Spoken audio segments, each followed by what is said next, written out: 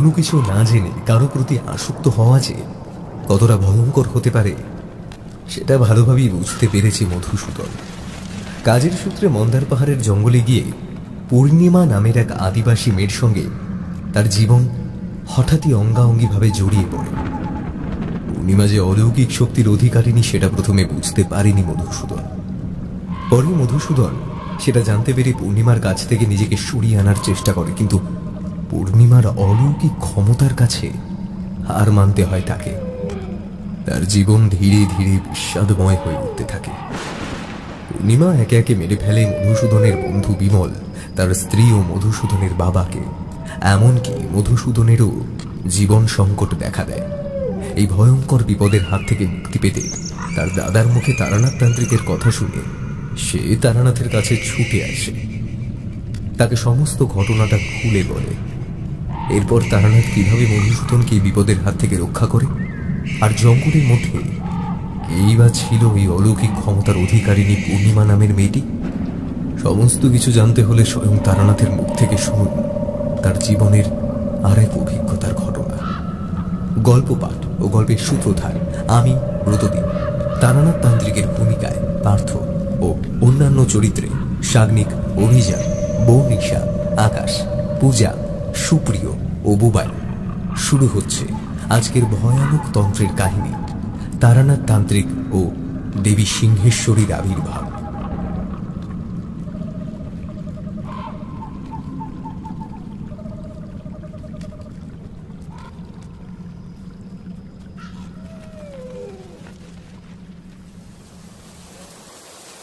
এবারে শীতটা বেশ জাঁকিয়ে পড়েছে।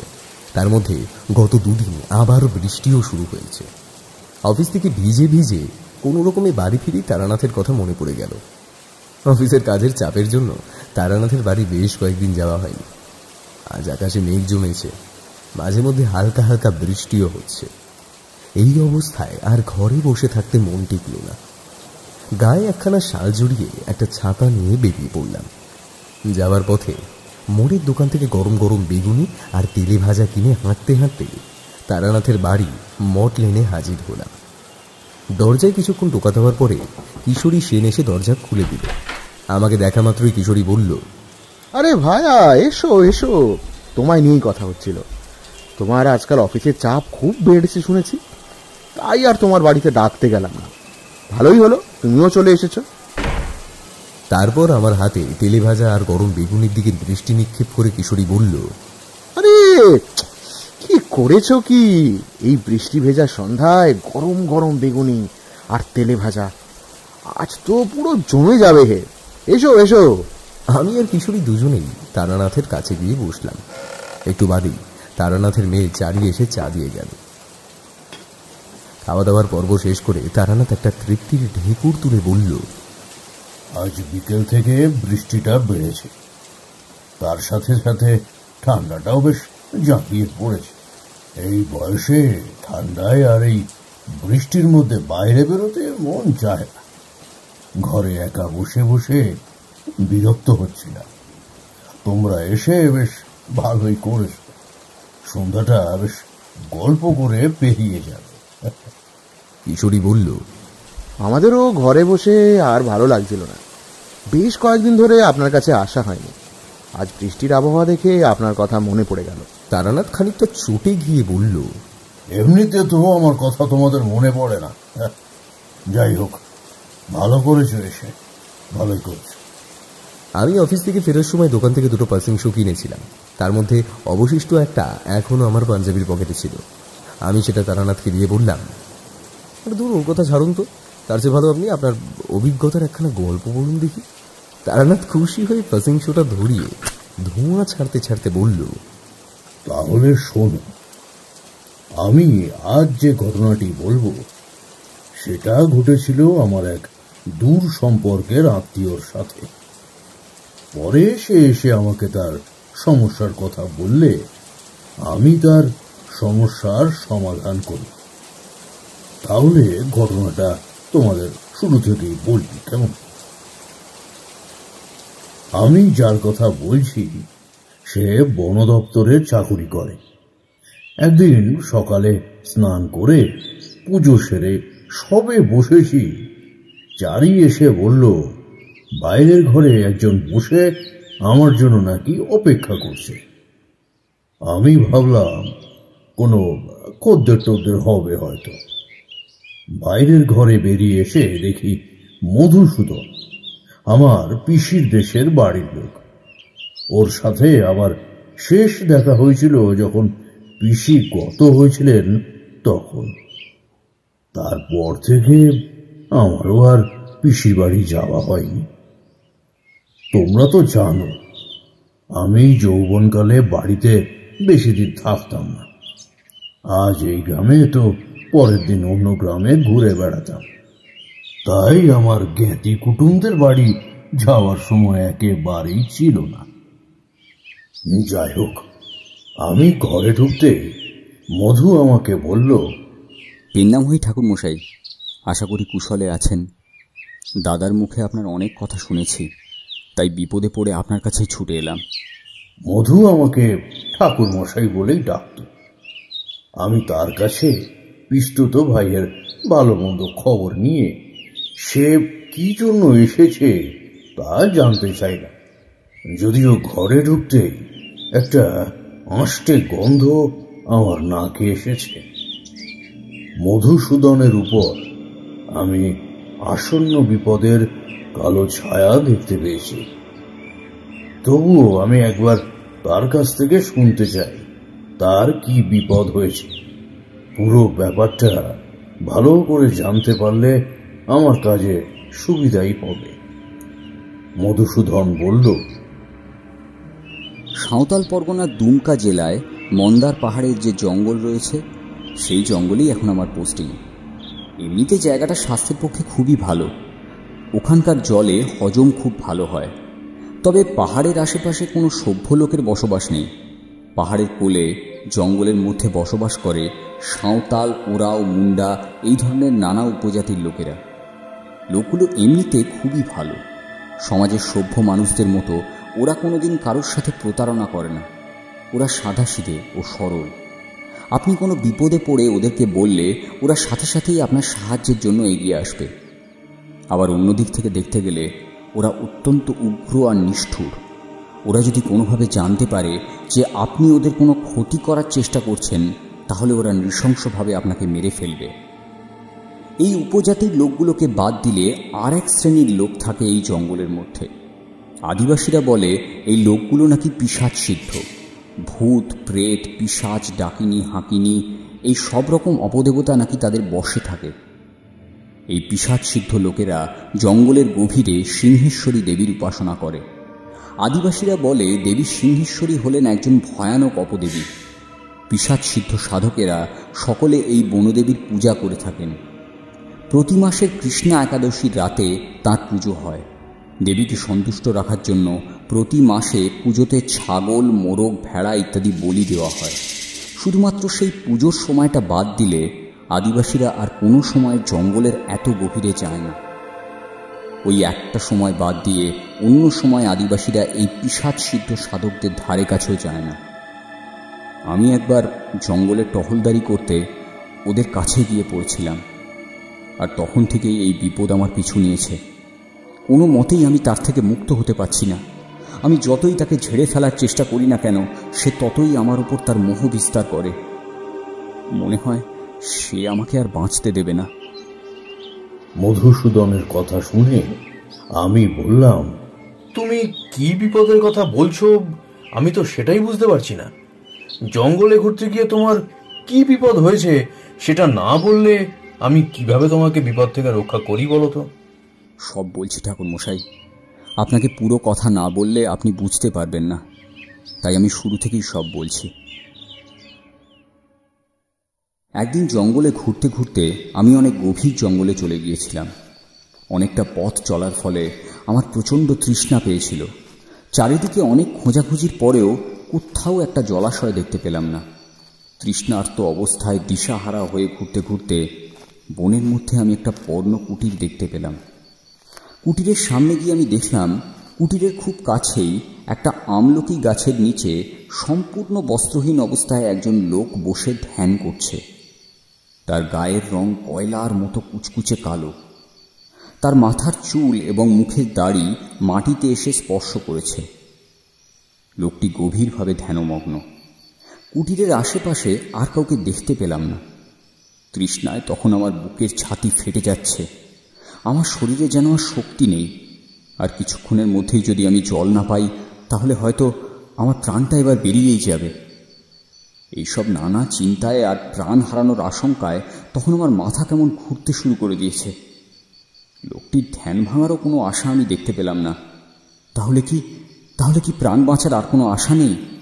এই জঙ্গলের মধ্যে কি তাহলে আমার জীবনাবসান ঘটবে? হঠাৎ আমার মনে হলো কুটিরের ভিতরে গিয়ে একবার দেখলে হয় না, যদি কোনো পাত্রে জল থাকে। ঠিক তখনই দেখলাম কুটিরের ভিতর থেকে একটি মাটির পাত্র হাতে একটা অপরূপ সুন্দরী আদিবাসী মেয়ে বেরিয়ে এলো। আমাকে দেখে সে বলল, কি রে বাবু, খুব পিপাসা পেয়েছে না তোর?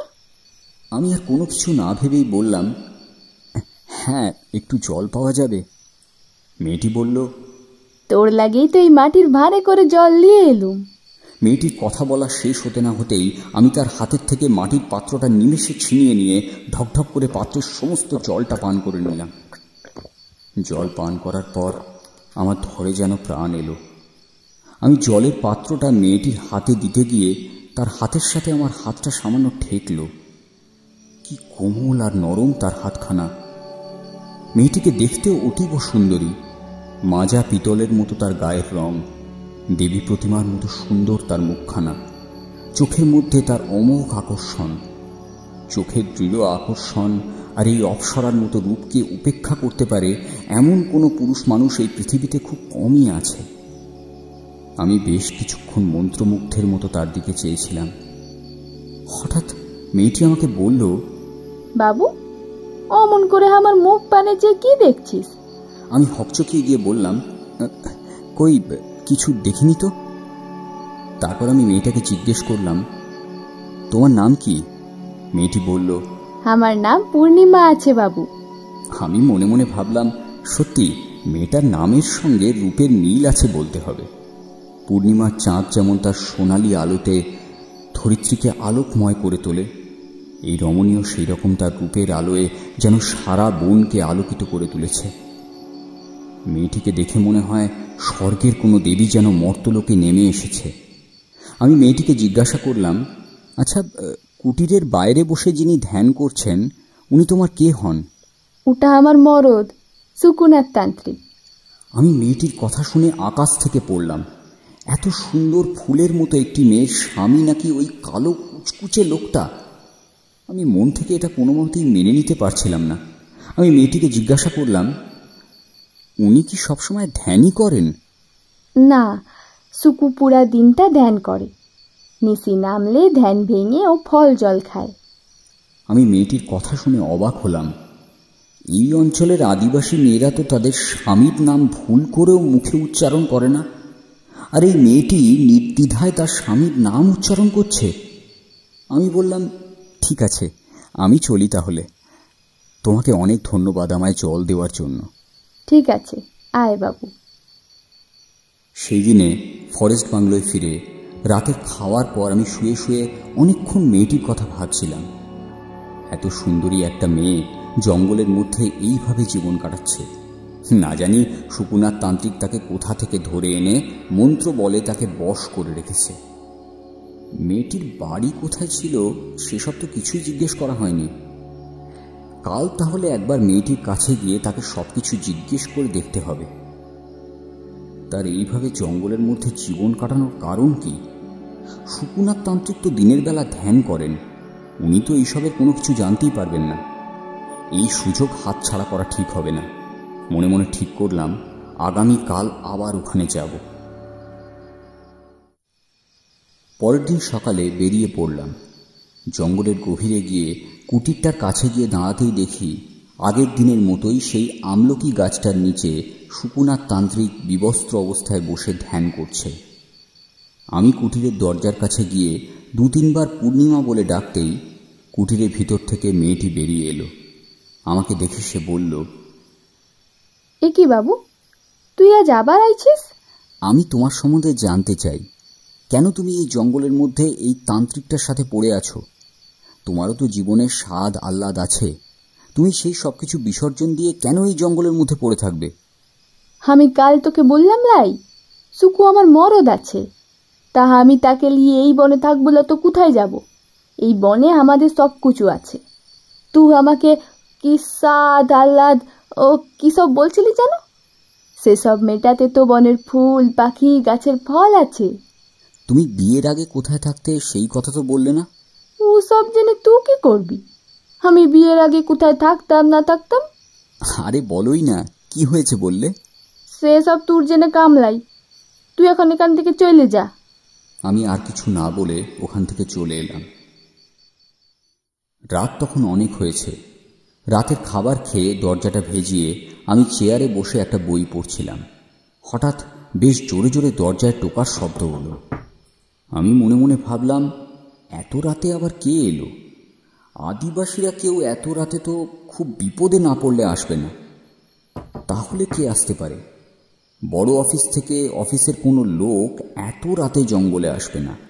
এই সমস্ত নানা চিন্তা করতে করতে আমি দরজার কাছে গিয়ে দাঁড়াতেই একটা মিষ্টি ফুলের সুবাস আমার নাকে এলো।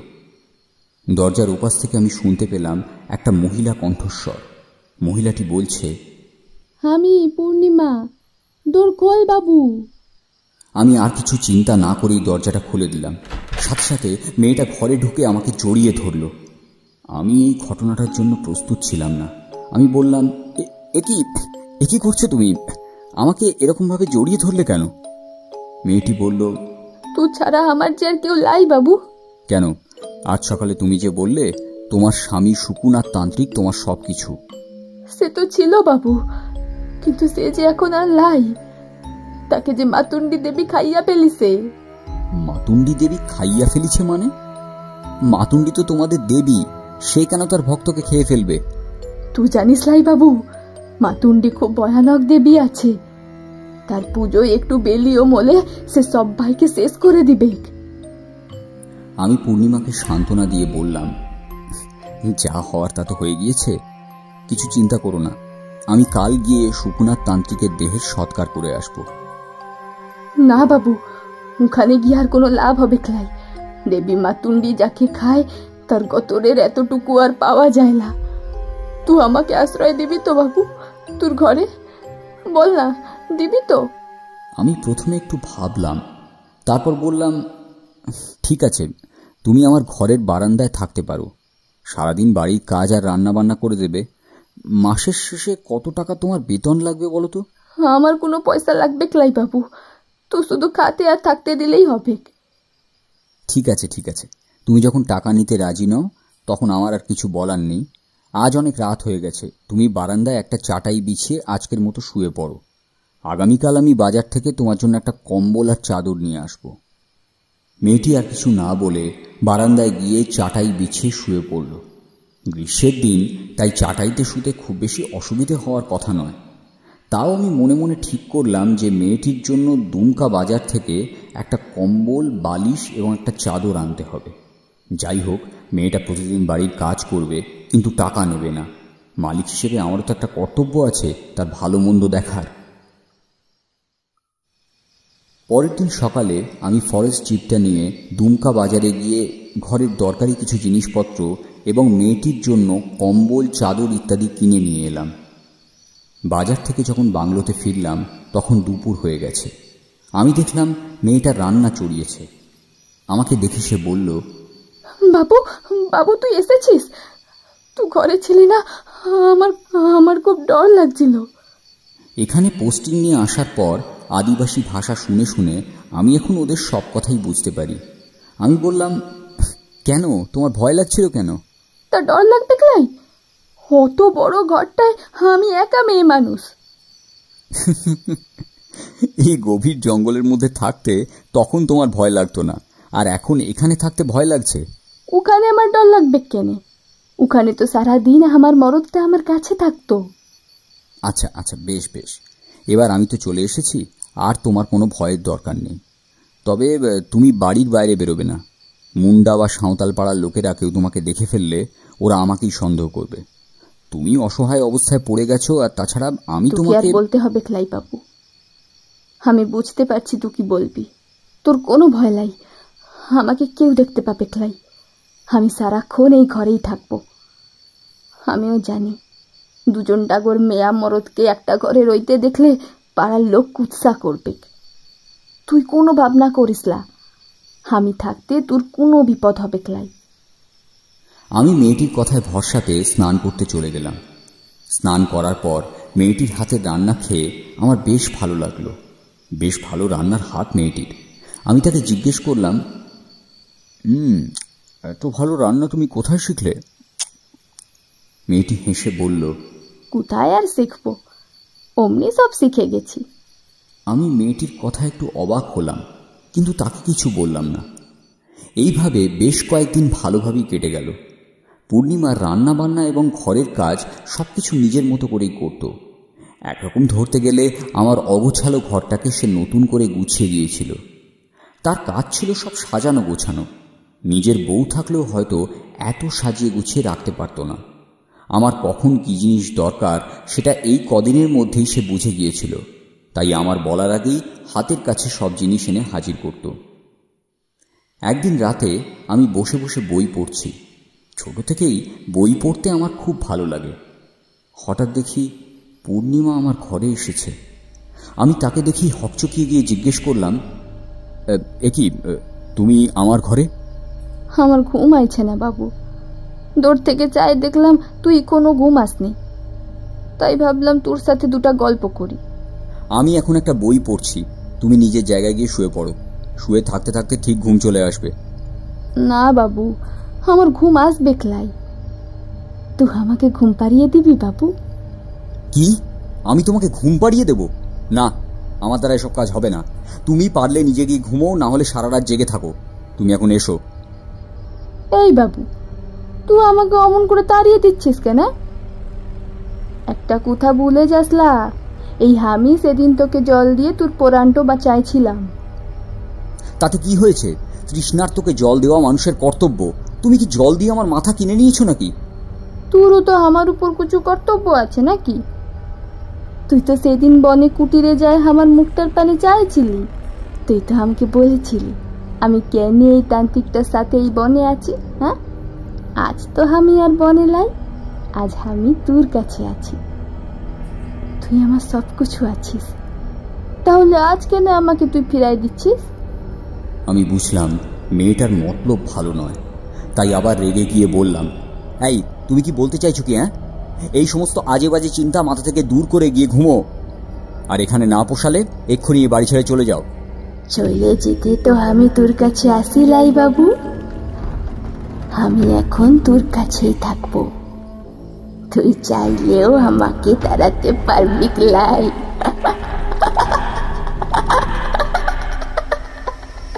এই বলে হেসে ওঠে মেয়েটি। সে কি ভয়ানক হাসি!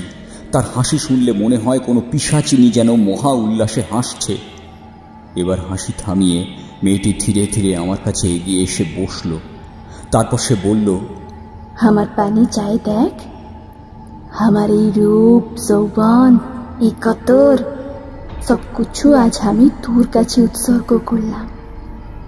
এই কতরের উপর তোর আজ অধিকার আছে।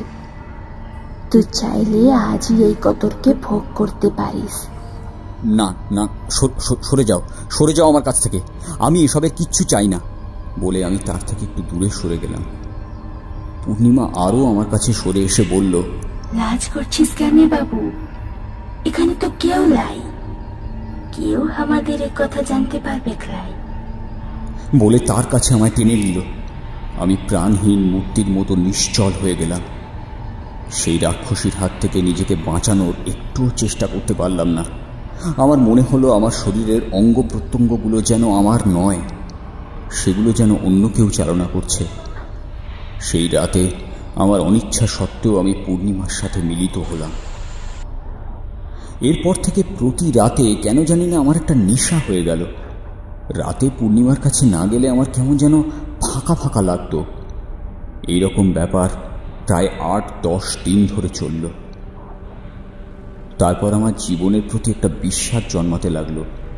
আমি আর নিজে থেকে পূর্ণিমার কাছে যেতাম না, কিন্তু ওই রাক্ষসী আমাকে ছাড়ল না। প্রতিদিন রাতে এসে আমার ইচ্ছের বিরুদ্ধেও কাজ করে যেত।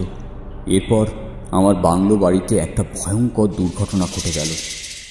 আমার বন্ধু বিমল সস্ত্রীক ঝাড়খণ্ডের দেওঘরে হাওয়া বদলের জন্য এসেছিল। বিমল জানত আমি এখন দুমকা জেলার মন্দার পাহাড়ের জঙ্গলে পোস্টিংয়ে আছি, তাই একদিন সকালে সে তার স্ত্রীকে নিয়ে আমার বাংলোতে এলো। আমি পূর্ণিমাকে বলে দিলাম যে আমার বন্ধু আর তার স্ত্রীর আতিথেয়তায় যেন কোনো ত্রুটি না হয়। পূর্ণিমা মুখে হ্যাঁ বলল। আমি ওর মুখ দেখে বুঝলাম যে সে আমার বন্ধুর এখানে আসাতে খুব একটা খুশি নয়। বিমলের সাথে অনেক দিন পর দেখা হওয়ায় সারাটা দিন তার সঙ্গে বসে জমিয়ে আড্ডা দিচ্ছিলাম। বিমলের স্ত্রী আমাকে বলল, ঠাকুরপো, বয়সটা তো অনেকটাই হলো, এবার একটা বিয়ে করো। কতদিন আর এই লোক রেখে রান্না করাবে? আমার সন্ধানে একটা ভালো পাত্রী আছে, যদি বলো তো আমি তোমার ব্যাপারে পাত্রীর বাড়ির লোকজনের সাথে কথা বলবো। ঠিক আছে বৌঠান, আপনি না হয় পাত্রীর বাড়িতে কথা বলে তারা কি বলল সে বিষয়ে আমায় একখানা পত্র লিখে দেবেন, তারপর আমি বিমলের সঙ্গে যোগাযোগ করে নেব। আমি দেখলাম আমার কথাটা শুনে পূর্ণিমা আমার দিকে কটমট করে তাকিয়ে আছে। তার চোখে যেন ক্রোধের আগুন ফুটে উঠেছে। আমি বললাম, এ কি পূর্ণিমা, তুমি কখন ঘরে এলে? যাও, রান্নাঘরে গিয়ে তুমি রান্না করো। আমার কথা শুনে পূর্ণিমা চলে গেল। আমি বুঝলাম সকলের অলক্ষ্যে ও এই ঘরে এসে আমার সব কথা শুনেছে। আমার বিয়ের প্রস্তাবে সে যে খুশি নয় সেটা আমি তার মুখ দেখেই বুঝতে পেরেছিলাম। কোনো মেয়ে তো চায় না যে তার ভালোবাসায় এসে অন্য কেউ ভাগ বসাক। যদিও আমি পূর্ণিমাকে কোনোদিন ভালোবাসিনি, শুধুমাত্র প্রথমে তার রূপের মোহজালে আমি আবদ্ধ হয়ে পড়েছিলাম। এখন আমার পূর্ণিমার সঙ্গে থাকতে বিষাদ বোধ হয়, কিন্তু সে আমাকে কোনোভাবে ছাড়তে রাজি নয়। আমি এই কদিন অনেক চেষ্টা করেছি তার থেকে দূরে থাকার, কিন্তু সে আমাকে তার থেকে দূরে থাকতে দিচ্ছে না। আমি এক জটিল গোলক ধাঁধায় পড়ে গিয়েছি, যার থেকে বেরোনোর কোনো উপায় আমার জানা নেই। দুপুরের খাওয়া দাওয়ার পর আমার বন্ধু স্ত্রী ঘুমিয়ে পড়েছিল। বিমল আমাকে বলল, সুলেখা তো এখন ঘুমোচ্ছে, চল আমরা দুই বন্ধু মিলে একটু জঙ্গলে ঘুরে আসি। আমি তার কথায় আপত্তি জানিয়ে বললাম, তোর বউকে একা ঘরে রেখে ঘুরতে যাওয়াটা কি ঠিক হবে? সুলেখা একা কোথায়? তোর কাজের মেয়েটা তো ঘরেই রয়েছে, তাহলে আর চিন্তা কি? আমি মুখে কিছু চিন্তা নেই বললেও আমার মনটা কেমন যেন কু ডাকতে লাগলো। আমার মনে হচ্ছিল কিছু যেন একটা ঘটতে চলেছে। বিমল বলল, তা মধু, এত সুন্দরী একটা কাজের মেয়ে এই জঙ্গলের মধ্যে কোথা থেকে জোগাড় করলি ভাই? আমি সত্যিটা গোপন করে বললাম, ওই তো ওই আদিবাসী পাড়া থেকে। মেয়েটা রোজ সব কাজ সেরে বাড়ি চলে যায় না রাতে বাংলোতে থাকে? আমি একটু হকচকিয়ে গিয়ে বললাম, হ্যাঁ হ্যাঁ, রাতে বাড়ি চলে যায়। বিমলের কাছে আসল সত্যিটা বলা যাবে না, ও সব শুনলে হয়তো আমাকেই খারাপ ভাবতে পারে। মধু, আজ সন্ধ্যার ট্রেনে আমরা কলকাতা ফিরে যাব। তুই সময় পেলে আমার বাড়ি একবার যাস, আমি বাগবাজারে থাকি। সে কি, আজই চলে যাবি? আজ রাতটা থেকে যেতেই পারতিস। না রে ভাই, অফিসে আর ছুটি নেই, কালই জয়েন করতে হবে। তাছাড়া শুধু আজ রাত কেন, বেশ কিছুদিন তোর কাছে থেকে যেতাম। এই জঙ্গলে ঘেরা পরিবেশের মধ্যে সময় কাটাতে আমার খুব ভালো লাগে। চারিপাশে সবুজ গাছপালায় ঘেরা, গাছে গাছে পাখিরা ডাকছে, বাতাসে নানা রকমের মিষ্টি ফুলের সুবাস ভেসে আসছে। এই রকম পরিবেশে একবার এলে না, শহরের ওই ঘিঞ্জি দমবন্ধকর এলাকায় যেতে আর মন চায় না। কিন্তু উপায় তো নেই, আমার জীবন তো ওই ইট কংক্রিটে ঘেরা বাড়িগুলোর মধ্যেই বন্দি। তুই এই জঙ্গলের মধ্যে ভালোই আছিস। তোর মনে হচ্ছে আমি ভালো আছি, তুই তো জানিস না জঙ্গলের মধ্যে বাংলোয় একা থাকাটা কত বিপদের।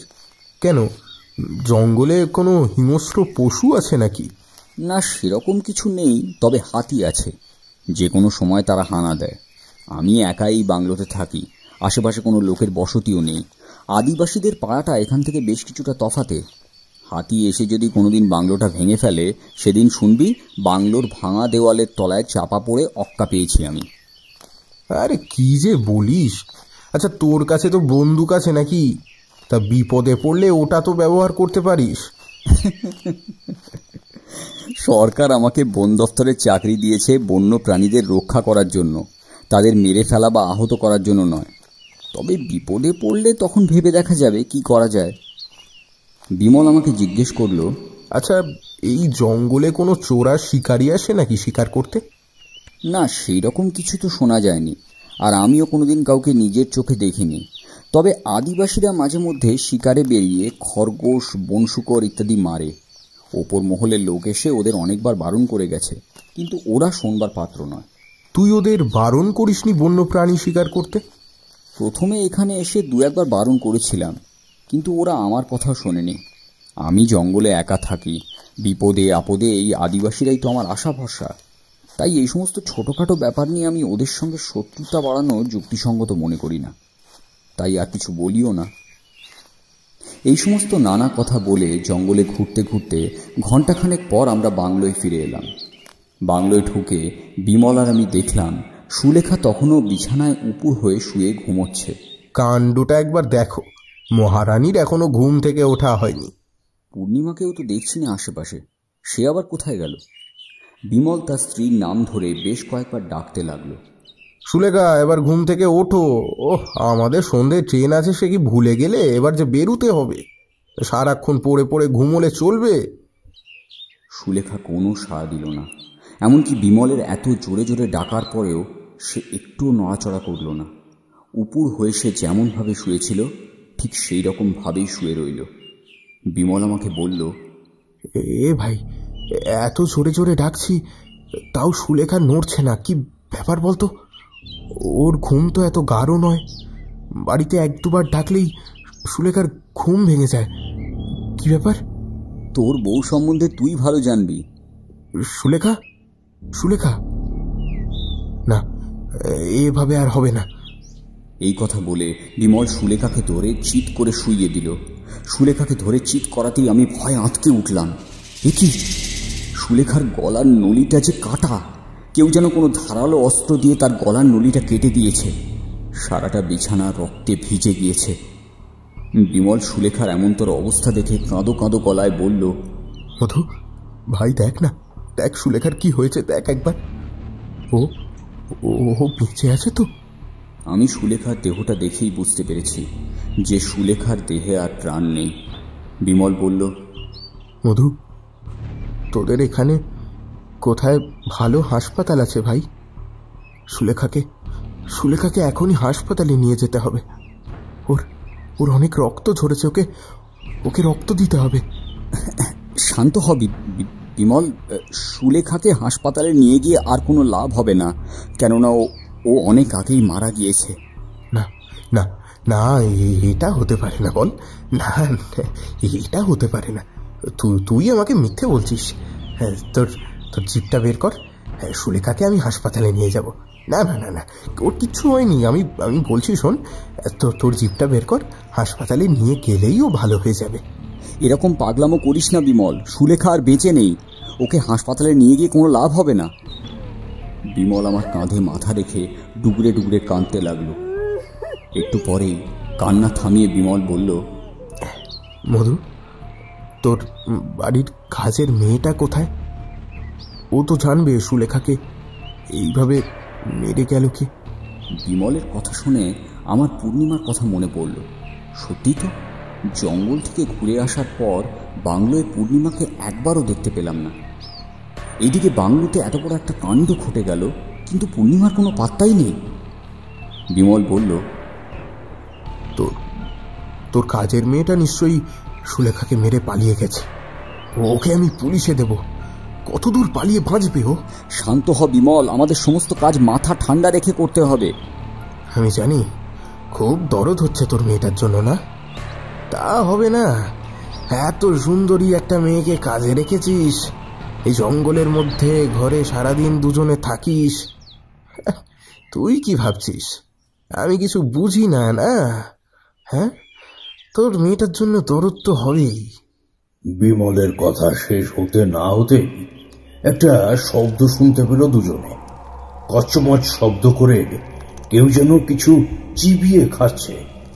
মধুসূদন, বিমল দুজনে শব্দটা শুনে প্রথমে চমকে ওঠে।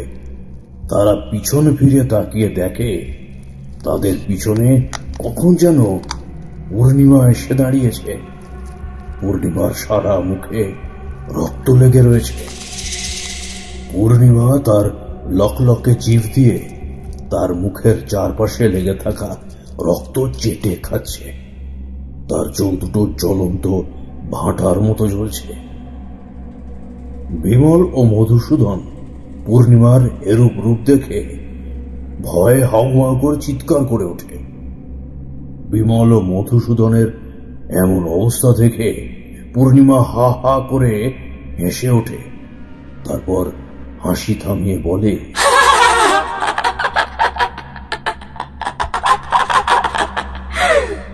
কি রে বাবুরা, ভয় পাইয়া গেলি? এই বিমল বাবুর বউটা মধুবাবুর বিয়ে দিতে চাইছিল, তাই আমি ওকে মারে ফেলেছি। তাহলে শয়তানি, তুই সুলেখাকে মেরে ফেলেছিস? আজ আমিও তোকে শেষ করে ফেলবো। বিমলের কথা শুনে আবার হা হা করে হেসে ওঠে মেয়েটি। তারপর বলে,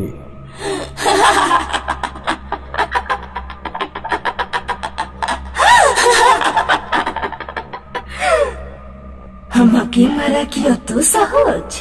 হায় হায় হায় না, হায় মার আমাকে, হায় হায় হায়।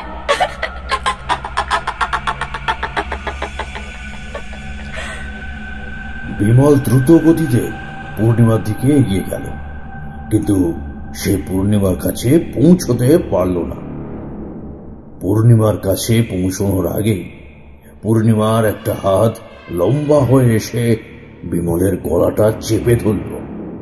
তারপর ধীরে ধীরে পূর্ণিমার রূপ পরিবর্তন হতে লাগল। রক্ত মাংসের মানবী শরীর পরিবর্তন করে সেটা একটা পিশাচের রূপ নিল। পূর্ণিমার এত সুন্দর মুখখানা পরিবর্তিত হয়ে সেখানে একটা নেকড়ের মুখ ফুটে উঠল। সেই মুখের দুই দিক থেকে বেরিয়ে এলো লম্বা দুটো ধারালো দাঁত। হাত পা এবং সারা শরীর ঢেকে গেল ঘন লোমে। হাত পায়ের আঙুল থেকে বেরিয়ে এলো ছুরির ফলার মতো বড় বড় নখ। পিশাচটা তার সেই ছুরির ফলার মতো নখ দিয়ে বিমলের গলার নলিটা কেটে দু ফাঁক করে দিল। বিমলের গলা থেকে ফোয়ারার মতো রক্তধারা বেরিয়ে আসতে লাগলো। পিশাচটা মহা উল্লাসে সেই রক্ত পান করতে লাগলো। একটু পরে বিমল যন্ত্রণায় কাতরাতে কাতরাতে মারা গেল। মধুসূদন এইরকম ভয়াবহ কাণ্ড দেখে সেখানেই জ্ঞান হারালো। পিশাচটা মনের সুখে বিমলের রক্ত পান করে সেখান থেকে চলে গেল। তারানাথ একটু থামতেই কিশোরী জিজ্ঞেস করল, আচ্ছা, পিশাচটা মধুসূদনের বন্ধু বিমল ও তার স্ত্রীকে মেরে ফেললো কেন? এই সহজ জিনিসটাও বুঝতে পারলে না? কোনো পিশাচকে কোনো তান্ত্রিক যদি কোনো খারাপ কাজের জন্য পাঠায়, তখন সেই পিশাচ প্রথমে অন্য রূপে সেই ব্যক্তির কাছে গিয়ে সেই ব্যক্তির সর্বস্ব অধিকার করে নেয়। বেশিরভাগ পিশাচরা খুব কামুক প্রকৃতির হয়। পিশাচ যদি কারো কাছে মেয়ের রূপে আসে, তখন তাকে পিশাচিনী বলা হয়। পিশাচিনীরা বেশিরভাগ ক্ষেত্রে অল্প বয়সী যুবক ও অবিবাহিত পুরুষদের পছন্দ করে এবং তাদের মায়ায় ভুলিয়ে ফেলে। এরপর ধীরে ধীরে সেই পুরুষের সমস্ত কিছু সে অধিকার করে নেয়। এমনকি সেই পুরুষকে সে প্রতিদিন তার সাথে মিলিত হতে বাধ্য করে। এরকম নানাভাবে সেই ব্যক্তিকে পিশাচিনী দুর্বল করে দেয় এবং শেষে তাকে মেরে ফেলে। পিশাচিনী কোনো পুরুষের সংস্পর্শে থাকার সময় কোনো মেয়ে যদি সেই পুরুষের জীবনে আসতে চায়, তখন পিশাচিনী তাকেও মেরে ফেলে। এই ঘটনায় বিমলের স্ত্রী সুলেখা মধুসূদনের জন্য পাত্রী দেখবে বলেছিল, তাই পিশাচিনী তাকে পৃথিবী থেকে সরিয়ে দিয়েছিল। আর বিমল তো নিজের দোষেই মৃত্যুবরণ করেছিল। এতক্ষণে ব্যাপারটা বুঝতে পারলাম। তবে একটা ব্যাপারে কিন্তু এখনো ধোঁয়াশা রয়ে গেল। এই পিশাচিনীটাকে কে মধুসূদনের কাছে পাঠিয়েছিল? তারানাথ কিশোরীর প্রশ্ন শুনে একটু চুটে গিয়ে বলল, তুমি বাপু আমার কথার মাঝে বড় বাগড়া দাও রে। আরে আগের সমস্ত ঘটনাটা শোনো, তাহলে তো সবকিছু বুঝতে পারবে। আমি বললাম, আপনি ওর কথা ছাড়ুন, মধুসূদনের এরপর কি হলো সেটা বলুন। মধুসূদন আমাকে বলেছিল সেদিন অনেক রাতে তার জ্ঞান ফিরেছে। জ্ঞান ফিরতে মধুসূদন দেখল তার চারিপাশে অরণ্যের আদি অন্ধকার নেমে এসেছে। এদিকে ওদিকে অনেক হাতড়ে হাতড়ে সে কোনো মতে একটা আলো জ্বালালো। আলোটা জ্বেলে সে দেখল বিমল আর সুলেখার মৃতদেহ দুটো ঘরের মধ্যে নেই। মধুসূদন আলোটা নিয়ে ঘর ছেড়ে বারান্দায় বেরোতেই তার সারা শরীর ভয় কাঁটা দিয়ে উঠল। সে দেখল বারান্দার মেঝেতে দুটো কাটা হাত পড়ে রয়েছে। সারা বারান্দায় রক্ত জমাট বেঁধে রয়েছে। তার মধ্যে শয়ে শয়ে মাছি এসে বসেছে। সারা ঘরে একটা বিশ্রী মাংস পচার গন্ধ ছড়িয়ে পড়েছে। মধুসূদন কাটা হাত দুটো দেখে বুঝতে পারল একটা হাত বিমলের আর অন্যটা সুলেখার। সে এই ভয়াবহ দৃশ্য দেখে সেখানে আর এক মুহূর্ত না দাঁড়িয়ে বাংলোর দরজা খুলে সোজা আদিবাসী পাড়ার দিকে ছুটল। রাতের অন্ধকারে ছুটতে ছুটতে মধুসূদন অনেকবার আছাড় খেয়ে পড়ে গেল। পরে আবার সে উঠে ছুটতে লাগলো। এইভাবে কোনোভাবে রক্তাক্ত অবস্থায় ক্লান্ত শরীরে সেই রাতে এসে আদিবাসী পাড়ায় পৌঁছায়। আদিবাসী পাড়ায় গিয়ে সে আবার জ্ঞান হারায়। আদিবাসী পাড়ার অনেকেই মধুসূদনকে চিনত। তারা সকলে মধুসূদনের এইরকম ভয়াবহ অবস্থা দেখে ভয় পেয়ে যায়। আদিবাসীদের সর্দার মধুসূদনকে কতগুলো গাছ গাছড়া বেটে খাইয়ে দেয়, আর তার ক্ষত অংশগুলোতে অন্য এক ধরনের পাতাও বেটে লাগিয়ে দেয়। পরের দিন সকালে মধুসূদনের জ্ঞান ফিরলেও তখনও সে সারা শরীরে প্রচন্ড ব্যথা অনুভব করছিল। আদিবাসীদের সর্দার তাকে জিজ্ঞাসা করেছিল যে রাতে ঠিক কি হয়েছিল, আর সে বাংলো থেকে রাতে কেন চলে এসেছিল। কিন্তু মধুসূদন এর কোনো উত্তর দেয়নি, কারণ সে তখন যন্ত্রণায় কাতরাচ্ছে।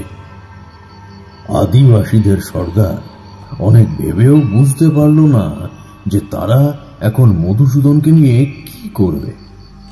ফরেস্ট অফিস জঙ্গল থেকে অনেকটা দূরে, সেই দুমকা শহর। এতটা পথ হেঁটে গিয়ে খবর দিতে গেলে ফিরতে বিকেল হয়ে যাবে। ততক্ষণে মধুসূদনের শরীর আরো খারাপ হয়ে যাবে। কিন্তু মধুসূদনের ভাগ্য তার উপর এতটা বিরূপ ছিল না। তাই সেই দিনই অফিসের বড় সাহেব এসেছিলেন কোনো একটা কাজে মধুসূদনের সাথে দেখা করতে।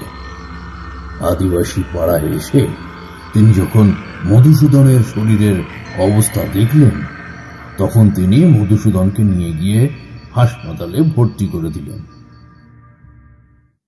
3 দিন পর মধুসূদন সুস্থ হয়ে বাড়ি ফিরে আসলো। কিন্তু তখন তার শরীর অনেক দুর্বল। ডাক্তার তাকে বলে দিয়েছিলেন 1 মাস বিশ্রামে থাকতে হবে। আর ঠিকমতো খাওয়া দাওয়াও করতে হবে। মধুসূদন বাড়ি ফিরতে নানা চিন্তা ভাবনা তার মাথায় ঘুরপাক খেতে থাকে। সে 3 দিন যে হাসপাতালে ছিল, এই 3 দিন রাতে সে স্বপ্নে পূর্ণিমাকে দেখেছে। পূর্ণিমা তাকে বলেছে সে আবার তার কাছে আসবে। ওইদিকে পাহাড়ের বাংলো থেকে সে চলে আসার পর সেখানে কি হয়েছে সেই সব খবর কিছুই পাওয়া যায়নি। বিমল আর সুলেখার দেহ দুটোর কি হয়েছে তাও এখনো কিছুই জানতে পারা যায়নি। এই কদিনে তার সাথে কি যেসব ঘটে গেল সেটা সে নিজেও কল্পনা করতে পারছে না। পূর্ণিমারূপী বিপদ যেন তার সঙ্গিনী, কোনো মতেই যেন সে তার পিছু ছাড়বে না।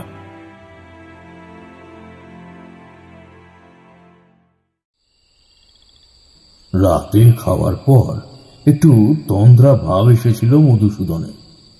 হঠাৎ একটা মেয়েলি ডাকে তার তন্দ্রা ছুটে যায়।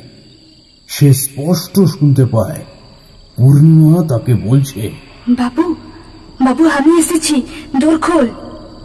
মধুসূদন জেগে উঠে বলে, তুমি এখানে কেন এসেছো? চলে যাও, চলে যাও এখান থেকে। চলে যেতে তো আমি তোর কাছে আসিলাই বাবু, আমি এখন তোর কাছেই থাকবো, তুই চাইলেও আমাকে তাড়াতে পারবি লাই।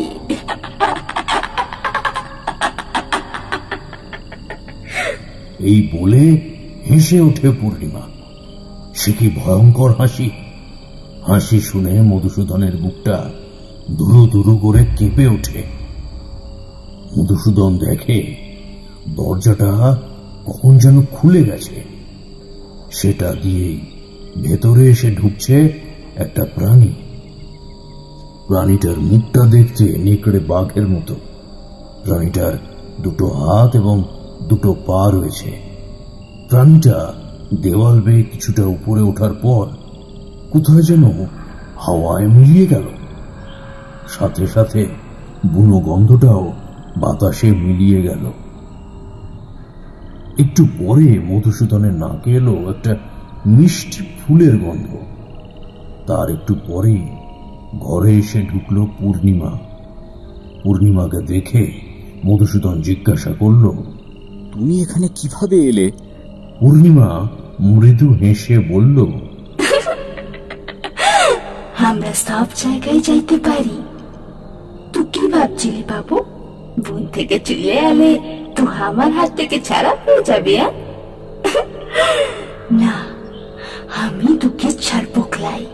তোর আর আমার মিলনে যদি কেউ বাধা দিতে আসে তাহলে আমি তাকে শেষ করে দিব, যেমনটা বিমল বাবুর বউটারে করেছি।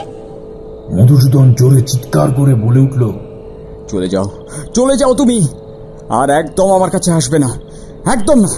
মধুসূদনের চিৎকার শুনে তার বাড়ির লোকজন ছুটে আসে, কিন্তু তারা কাউকেই দেখতে পায় না।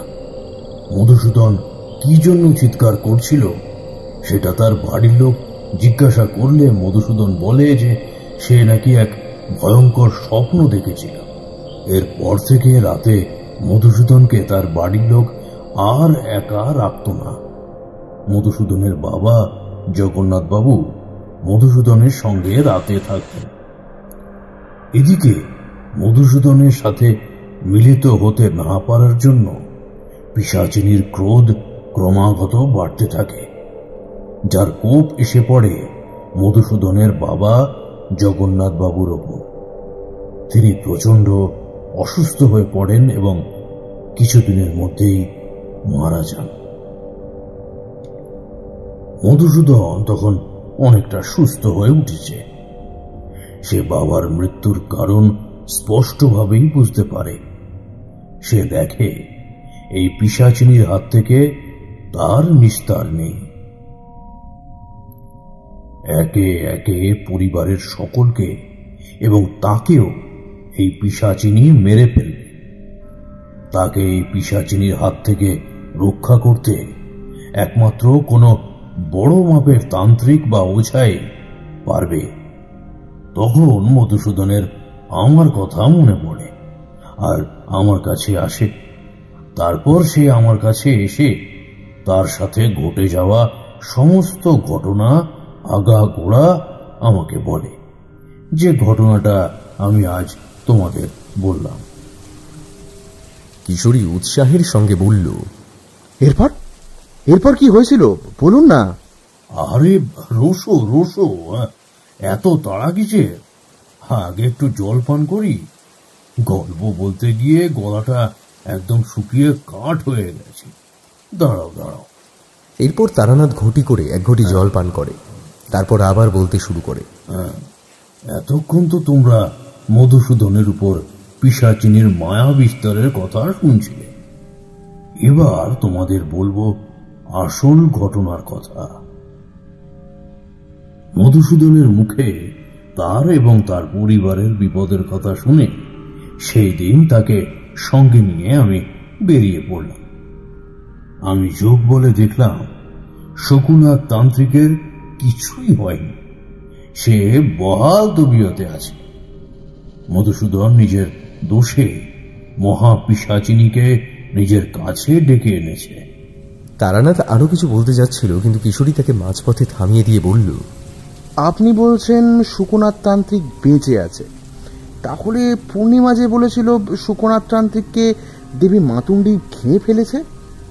পূর্ণিমা মধুসূদনের কাছে মিথ্যা কথা বলেছিল, যাতে মধুসূদন তাকে অসহায় ভেবে তার কাছে আশ্রয় দেয়। পূর্ণিমা তো যে সে পিশাচ নয়, সে ছিল মহাপিশাচিনী।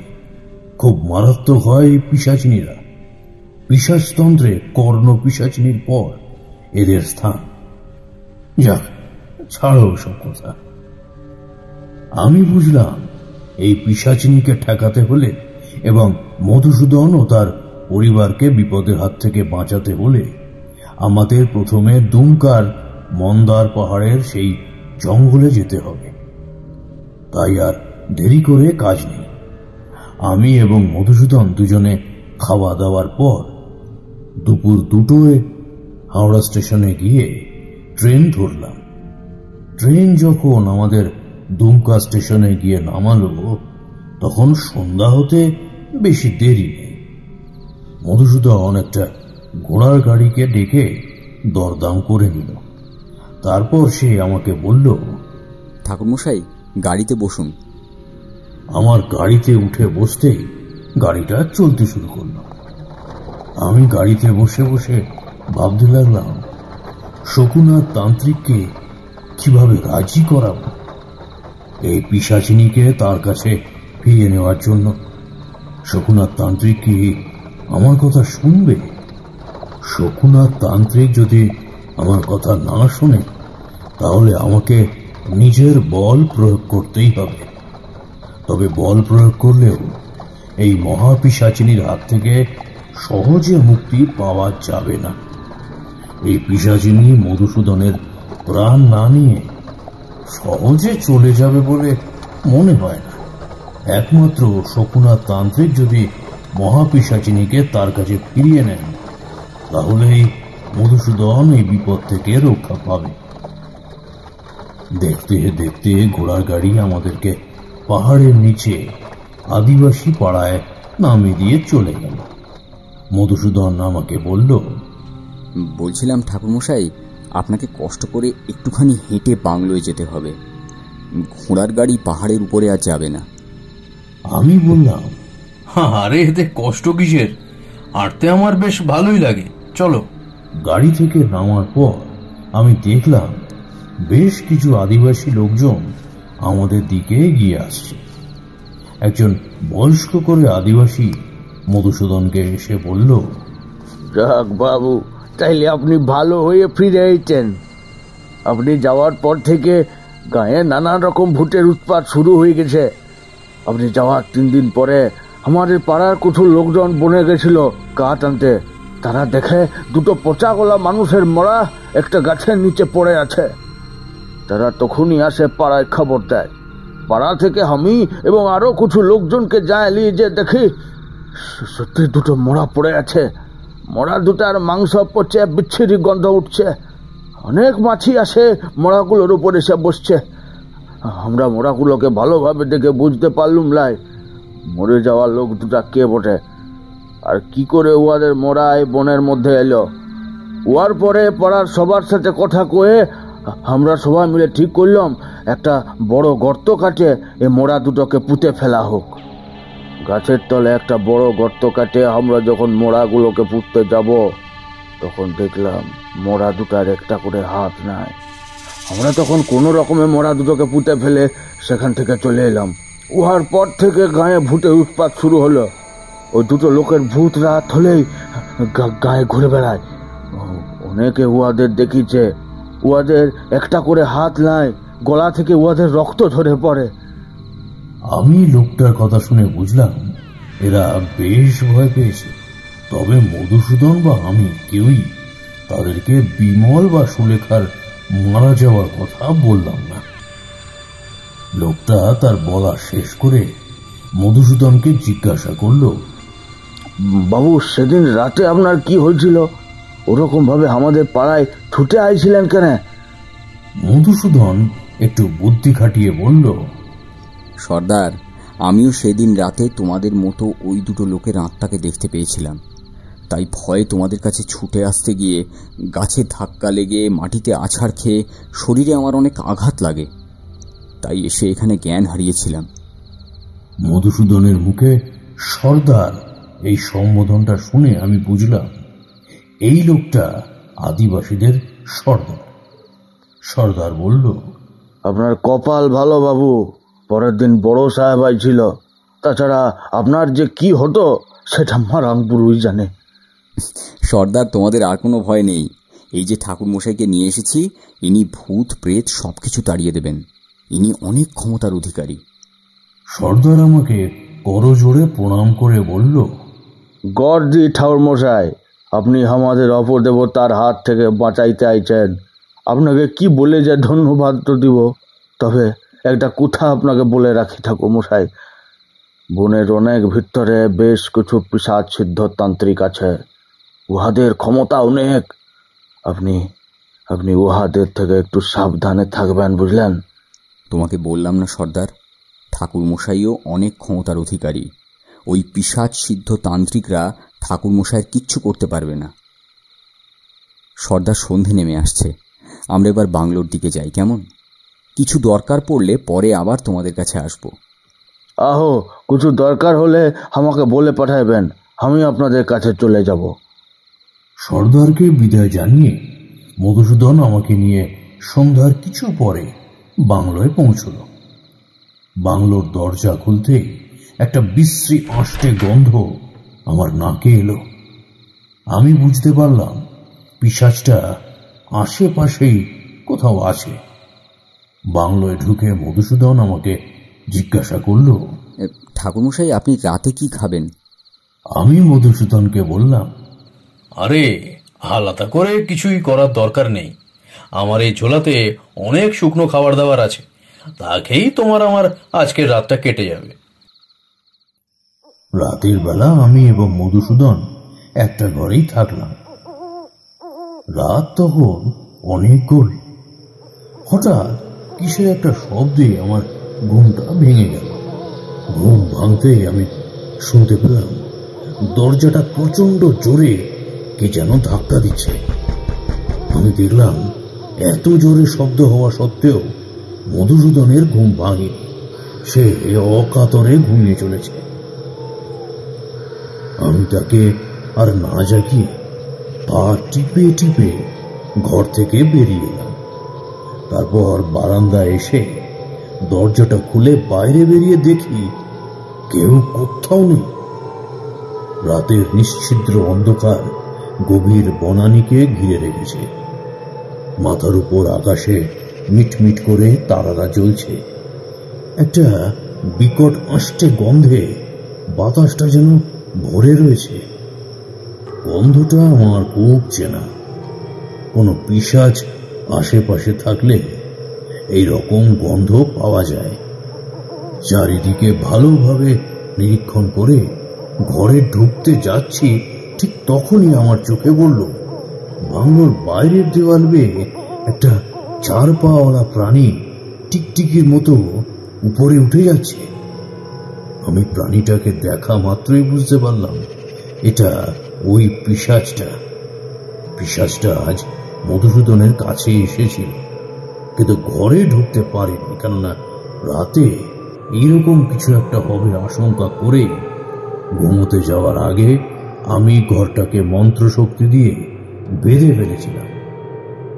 আমি পিশাচটাকে লক্ষ্য করে এক মুঠো ধুলো হাতে নিয়ে মন্ত্র পড়ে তার দিকে ছুঁড়ে দিলাম। পিশাচটা খুব জোরে একটা চিৎকার করে হাওয়ায় মিলিয়ে গেল। সাথে সাথে বাতাসের আষ্টে গন্ধটাও কোথায় যেন হারিয়ে গেল। আমি নিশ্চিত মনে ঘরে ঢুকে শুয়ে পড়লাম। পরের দিন সকালে ঘুম থেকে উঠে মধুসূদনকে বললাম, আজ আমরা শকুনাথ তান্ত্রিকের কাছে যাব। তুমি আমাকে জঙ্গলের পথ দেখিয়ে নিয়ে সেখানে চলো। কিন্তু ঠাকুরমশাই, শকুনাথ তান্ত্রিক তো বেশ কিছুদিন আগে মারা গেছে, আপনি ওনার দেখা পাবেন কিভাবে? পূর্ণিমা তোমাকে মিথ্যা কথা বলেছিল। শকুনাথ তান্ত্রিক মরেনি, ও বেঁচে আছে। আমাকে সেখানে নিয়ে গেলেই তুমি তাকে জীবন্ত অবস্থায় দেখতে পাবে। সে কি, বেঁচে আছে? আচ্ছা, আপনার যা ইচ্ছে তাই করুন ঠাকুরমশাই। এরপর আমরা শকুনাথ তান্ত্রিকের কুটিরের উদ্দেশ্যে রওনা দিলাম। জঙ্গলের অনেক গভীর পর্যন্ত হেঁটে আমরা তার কুটিরে পৌঁছালাম। কুটিরের কাছে পৌঁছে দেখলাম শকুনাথ তান্ত্রিক গাছের নিচে বসে ধ্যান করছে। মধুসূদন শকুনাথ তান্ত্রিককে জীবিত অবস্থায় দেখতে পেয়ে রীতিমতো ভয় পেল, কিন্তু নিজেকে সামনে নিয়ে আমাকে বলল, ঠাকুরমশাই, শকুনাথ তান্ত্রিক তো ধ্যানমগ্ন, তাহলে আমাদের তো সেই সন্ধে পর্যন্ত অপেক্ষা করতে হবে। না, তার কোনো প্রয়োজন নেই। তুমি কুটিরের বাইরে চুপচাপ বসো। মধুসূদন আমার কথা মতো কুটিরের দাওয়ায় বসে পড়ল। আমি শকুনাথ তান্ত্রিকের কাছে গিয়ে প্রণাম করে বললাম, বাবা, আমি তারানাথ। আমি আপনার সাথে কিছু কথা বলতে চাই। শকুনাথ তান্ত্রিক ধ্যানমগ্ন অবস্থায় বলল, বল, তুই কি বলতে চাস? বাবা, আপনি তো মধুসূদনের সবকিছুই জানেন। ওই মহাপিশাচিনী মধুসূদন ও তার পরিবারের তথা বন্ধুর কি অবস্থা করেছে সেটাও নিশ্চয়ই আপনি জেনেছেন। সে যে মধুসূদনকে অনেকবার মারার চেষ্টা করেছে তাও তো আপনি জানেন, তাই না? আমার কথা শুনে শকুনাথ তান্ত্রিক বলল, মধুসূদন নিজে আমার কুটিরে এসে মহাপিশাচিনীর উপর আকৃষ্ট হয়ে মনে মনে তাকে কামনা করেছে। তাই মহাপিশাচিনী আজ ওর সর্বস্ব অধিকার করে নিয়েছে। বাবা, মধুসূদন তো জানতো না যে ওই মেয়েটা একটা পিশাচিনী। ও তাই ভুল করে ওর রূপে মুগ্ধ হয়ে ওকে কামনা করেছিল। এতে তো ওর কোনো দোষ নেই বাবা। কার দোষ আছে কি নেই ওইসব পিশাচিনীরা বোঝে না। মধুসূদন যখন একবার মহাপিশাচিনীর সামনে এসে মনে মনে তাকে কামনা করেছে, তখন তার থেকে নিস্তার পাওয়া খুব কঠিন। কোনো বাধা মহাপিশাচিনী সহ্য করবে না। যে তাকে বাধা দিতে যাবে তাকে ও শেষ করে দেবে। আপনি চেষ্টা করলে তো মহাপিশাচিনীকে আটকাতে পারেন। আপনি তো পিশাচ সিদ্ধ। মূর্খের মতো কথা বলিস না। একটা কথা নিশ্চয়ই জানিস, ধনুক থেকে বেরিয়ে যাওয়া তীর আর কোনোদিনও ধনুকে ফেরানো যায় না। আমি আর উপায় না দেখে শকুনাথ তান্ত্রিকের পায়ে ধরে মিনতি করে বললাম, বাবা, আপনি চাইলেই মহাপিশাচিনীকে আটকাতে পারেন। আপনি একবার চেষ্টা করে দেখুন না। আরে ছাড় ছাড়, করিস কি? বামুনের ছেলে হয়ে আমার পায়ে ধরছিস? এই, তোরা এখন চলে যা, ভাগ এখান থেকে। তবে রাত্রে আসিস। রাত্রে আমি যা করার করব। এখন যা, যা তো। আমি আর মধুসূদন তখনকার মতো বাংলোয় ফিরে এলাম। রাতের অন্ধকার একটু ঘনীভূত হতেই মধুসূদনকে সাথে নিয়ে আমি শকুনাথ তান্ত্রিকের উদ্দেশ্যে বেরিয়ে পড়লাম। আমাদের দুজনের হাতে দুটো মশাল জ্বলছে। মধুসূদন আমার আগে আগে চলেছে। আমি লক্ষ্য করলাম জঙ্গলে যেন একটা থমথমে ভাব বিরাজ করছে, যেমনটা কোনো প্রলয় আসার আগের মুহূর্তে প্রকৃতির অবস্থাও হয়ে থাকে। তোমরা তো জানো, কোনো বিপদ আসন্ন হলে আমার ষষ্ঠ ইন্দ্রিয় সেটা আগের থেকেই জানান দেয়। যাই হোক, মধুসূদনকে নিয়ে নিরাপদে আমি শকুনাথ তান্ত্রিকের কাছে পৌঁছালাম। মশালের আলোয় শকুনাথ তান্ত্রিককে দেখলাম যে সে আমলকি গাছের নিচে মৃত গাধীর দেহের উপর বসে আছে। গলায় তার একটা জবা ফুলের মালা, সারা গায়ে তার ছাই ভস্যের তিলক কাটা, তার সর্বাঙ্গে কোনো কাপড় নেই। শকুনাথ তান্ত্রিক আমাদের দেখে বললেন, তোরা চলে এসেছিস? হ্যাঁ বাবা। তারানাথ, আমার একার দ্বারা এই মহাপিশাচিনীকে আটকানো সম্ভব নয়। আমি মহাপিশাচিনী সাধনায় সিদ্ধি লাভ করলেও মহাপিশাচিনীর কার্যে আমার বাধার সৃষ্টি করলে সে হয়তো আমাদের মেরে ফেলতে পারে। তাই খুব সাবধানে সবকিছু করতে হবে। আমাদের প্রথমে বনের প্রধান দেবী সিংহেশ্বরী দেবীর পূজা করে তাকে তুষ্ট করতে হবে। তিনিই একমাত্র পারেন এই মহাপিশাচিনীর হাত থেকে মধুসূদনকে বাঁচাতে।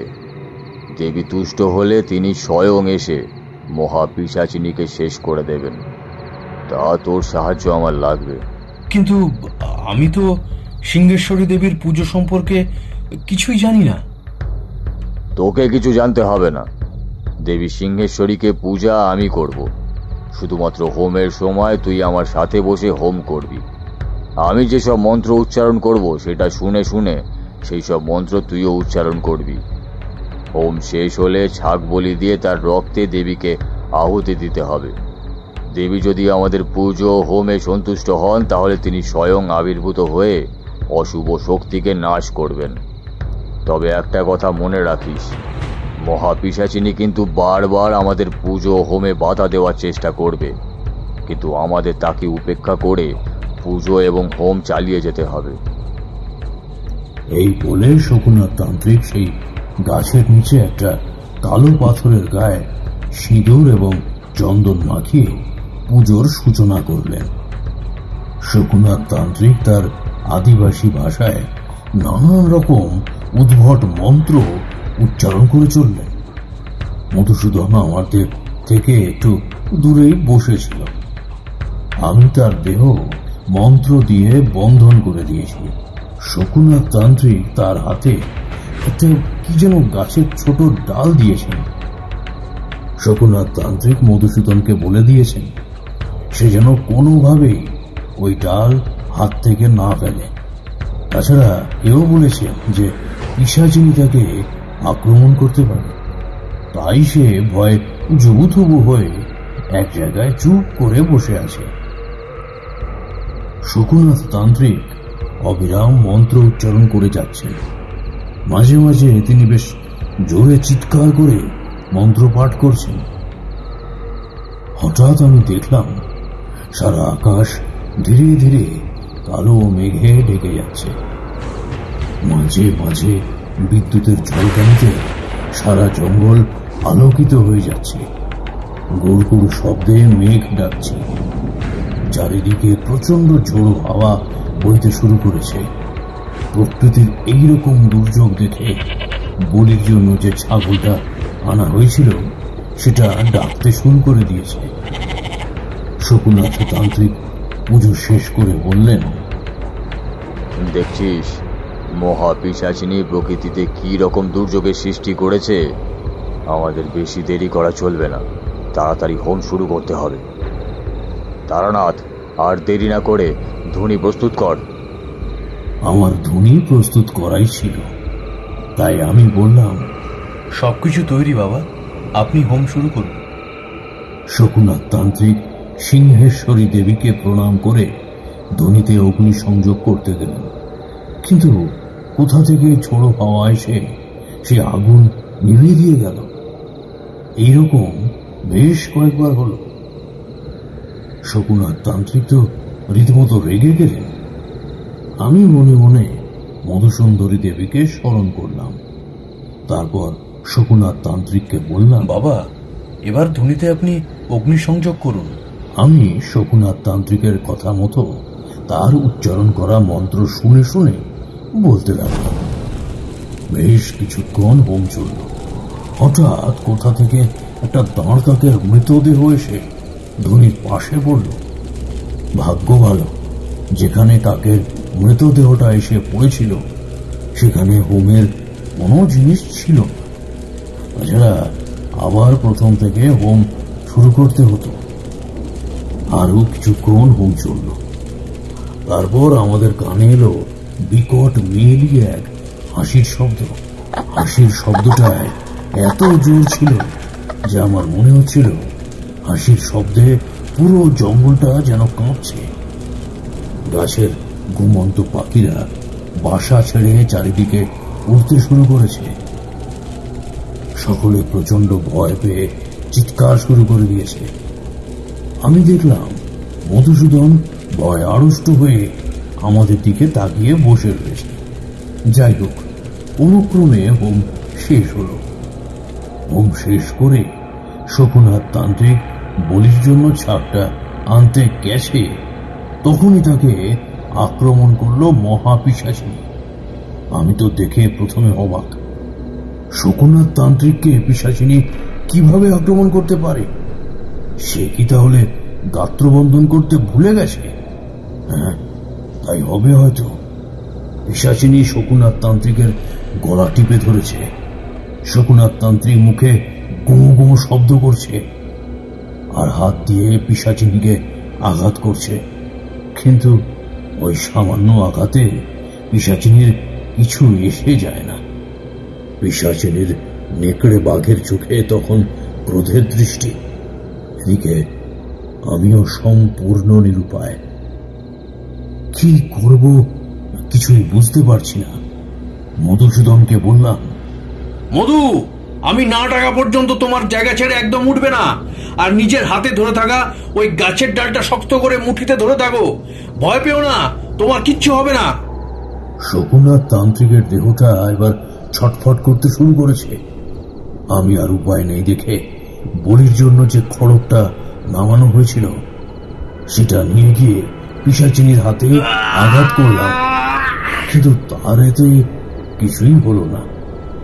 তার হাতটা কাটা যাওয়ার সাথে সাথে আবার জোড়া লেগে গেল। সে আমার দিকে ক্রোধের দৃষ্টি নিক্ষেপ করে আর একটা হাত আমার দিকে বাড়িয়ে দিল। কিন্তু গাত্রবন্ধন মন্ত্র দ্বারা আমার গা বাঁধা থাকায় সেই হাত বাধা পেয়ে ফিরে গেল। আমি পিশাচিনীর চোখের দিকে তাকিয়ে দেখলাম তার চোখে যেন আগুন জ্বলছে। হঠাৎ করে আমার মনে পড়ল দেবীকে শেষ আহুতি তো এখনো দেওয়া হয়নি। শকুনাথ তান্ত্রিকের অবস্থা দেখে এই কথা তো আমি ভুলে গিয়েছিলাম। দেরি না করে গাছের মধ্যে বাঁধা থাকা গাছের মধ্যে বাঁধা ছাগলটা খুলে আমি মধুসূদনকে ডাকলাম ছাগলটাকে বলি দেওয়ার জন্য। মধুসূদন প্রথমে আসতে একটু ইতস্তত বোধ করছিল। আমি তাকে সাহস দিয়ে বললাম, পিশাচিনী তোমার কিচ্ছু করতে পারবে না। সে আমার উপর ভরসা করে আমার কাছে এলো। দুজনে মিলে ছাগলটাকে বলি দিলাম। তার সেই রক্ত নিয়ে দেবীর কাছে অর্পণ করলাম। এদিকে মহাপিশাচিনী ততক্ষণে শকুনাথ তান্ত্রিকের গলা কেটে তাকে হত্যা করেছে। তার সারা মুখে রক্ত লেগে রয়েছে। সে মধুসূদনের দিকে এগিয়ে যাচ্ছে। সে সোজা গিয়ে মধুসূদনের গলা চেপে ধরল। আমি দেখলাম মধুসূদনের হাতে সেই ছোট ডালটা আর নেই। বলির সময় সে ওটাকে নামিয়ে রেখেছিল, তারপর আর সেটাকে নিজের কাছে রাখেনি। মাটিতে তার গাছের ডালটা পড়ে রয়েছে। আমি আর দেরি না করে সেটা তুলে নিয়ে পিশাচিনীর গায়ে ছুঁড়ে দিলাম। সাথে সাথে পিশাচিনী চিৎকার করে কিছুটা দূরে সরে গেল। মধুসূদন হাঁপাতে লাগলো। হঠাৎ দেখলাম চারিদিকে আবার ঝড় বইতে শুরু করেছে। এটা মিষ্টি গন্ধ বাতাসে ভেসে আসছে। তারপর দেখলাম জঙ্গলের ভেতর থেকে ঝড়ের গতিতে বেরিয়ে এলো বিকট এক নারী মূর্তি। সে দেখতে অতি কুৎসিত, তার মুখটা দেখতে সিংহের মতো। তিনি বিবসনা, গলায় তার ছাগ মুন্ডের মালা কটিদেশ পর্যন্ত বিস্তৃত। নারী মূর্তিটার একটা হাতে রয়েছে খড়গ, অন্য হাতে একটা ছাগ মাথা। তিনি এসে সিংহের মতো গর্জন করে প্রথমে পিশাচিনীর শিরচ্ছেদ করে তার মুন্ডুটা গিলে খেয়ে নিলেন। তারপর তার দেহটাকে টেনে নিয়ে একটা বিশাল অমানবিক আওয়াজ করতে করতে ঝড়ের গতিতে জঙ্গলে মিলিয়ে গেলেন। প্রকৃতি আবার আগের মতো শান্ত হয়ে গেল। আমি বুঝলাম ওই নারী মূর্তি ছিলেন স্বয়ং বনদেবী সিংহেশ্বরী। তিনি নিজে এসে আমাদের বিপদ থেকে রক্ষা করলেন। আমিও মধুসূদন দেবী সিংহেশ্বরীকে প্রণাম করে শকুনাথ তান্ত্রিকের মৃতদেহটার সৎকার করে সকালে বাংলোয় ফিরে এলাম। এরপর সেদিনটা বাংলোয় সেখানে বিশ্রাম নিয়ে পরের দিন কলকাতায় ফিরে এলাম। এর বেশ কিছুদিন পরে মধুসূদন আমাকে ধন্যবাদ জানিয়ে একখানা পত্র পাঠিয়েছিল। সে পত্রে বলেছিল, ঠাকুরমশাই, আপনি আমার অনেক বড় উপকার করেছেন, আমার জীবন বাঁচিয়েছেন, যার ঋণ আমি কোনোদিন শোধ করতে পারবো না। পারলে একদিন আপনি আমাদের বাড়িতে পদধূলি দিয়ে যাবেন, আমরা আপনার অপেক্ষায় থাকব। যদিও আমার আর পিসির বাড়ির দিকে যাওয়া হয়নি। এই ছিল মধুসূদনের জীবনের কাহিনী। আশা করি তোমাদের আজকের এই গল্পটা ভালো লেগেছে। আমি বললাম, হ্যাঁ, আজকের সন্ধ্যাটা আপনার গল্প শুনে কিন্তু বেশ ভালো কেটে গেল। তারানাথের গল্প তো শেষ, এবার বাড়ি চলো। রাত বাড়ার সাথে সাথে ঠান্ডাটাও তো বাড়ছে। হ্যাঁ, এই চলো, রাত অনেক হয়েছে। এরপর তারানাথকে বিদায় জানিয়ে আমরা বাড়ির পথ ধরলাম।